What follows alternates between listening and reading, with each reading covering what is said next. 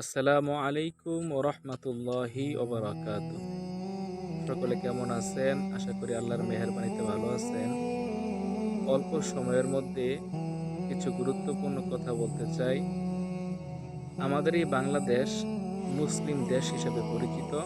কারণ হচ্ছে বিশ্বের মুসলিম সংখ্যাগরিষ্ঠের দিক থেকে বাংলাদেশ চতুর্থতম এবং ১০০ জন মানুষের মধ্যে প্রায় ৯২% মুসলমান আমাদের এই বাংলাদেশ। আলহামদুলিল্লাহ, আমরা শুকরিয়া আদায় করি। এখন কথা হচ্ছে আমাদের বিশ্বের মধ্যে চতুর্থতম দেশ হচ্ছে বাংলাদেশ এবং ৯২% মুসলমানের দেশ হচ্ছে বাংলাদেশ। কিন্তু সেই বাংলাদেশে আমাদের মসজিদ আজকে নিরাপদ নয়, আমাদের মুসলিম পরিবার আজকে নিরাপদ নয় এবং বিশেষভাবে আমাদের আমাদের সমাজের নারীরা আজকে নিরাপদ নয়। আজকে দেখা যায় অসংখ্য ঘটনা শোনা যায় এই সোশ্যাল মিডিয়ার মাধ্যমে যে কত নারী, কত বোন, কত ছোট্ট শিশুরা আজকে ধর্ষিত হচ্ছে আমাদের এই মুসলমানের দেশে।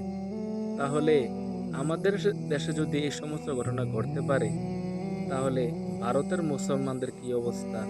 মায়ানমার, ফিলিস্তিন, কাশ্মীর এরকম যেখানে ইহুদি, খ্রিস্টান, হিন্দু ওইখানে বেশি, মুসলমানের সংখ্যা কম, সেখানে মসজিদের অবস্থা কি? মুসলমানদের পরিবার, মুসলমান নারীদের অবস্থা কি?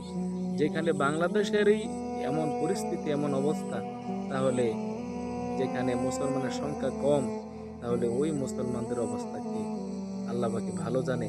তাহলে আমি সর্বশেষ এই কথাটা বলতে চাই, আমরা এখানে ৯২% মুসলমান হওয়া সত্ত্বেও আমাদের ঈমান বলতেই নাই। এটি হচ্ছে আমাদের মেইন প্রবলেম। আমাদের নামাজ, রোজা, হজ, যাকাত সবকিছু আমরা একেবারে দুর্বল, আমাদের ঈমানের ঘাটতি। এজন্য আসুন আমরা সবাই আখিরাতের প্রস্তুতি নিয়ে আল্লাহকে ভয় করে চলি। আল্লাহ পাক আমাদের সবাইকে, আমার মুসলমান ভাইদেরকে হেদায়েত নসিব করুক। আমিন।